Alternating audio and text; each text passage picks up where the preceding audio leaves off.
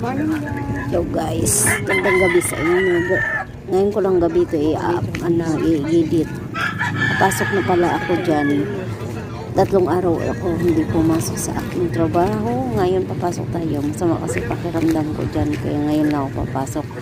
Lalakad na ako dyan papuntang sakayan ng tricycle. Ay hindi pala. Padjak. Oops, nagkamali lang. Tao lang pala. Nagkamali lang ako. Parang ikaw lang kung nagkakamali sa puso ko. Kaya guys, dito na tayo guys. Ibahin na natin ang ating window.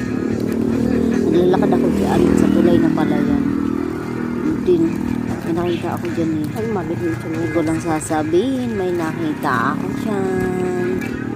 Guys, parang akala mo simple-simple lang naglalakad. Kung pala nagbibideo na. Nakakahiya kasi magbibideo. Baka tingin ng tao parang baliw ata to.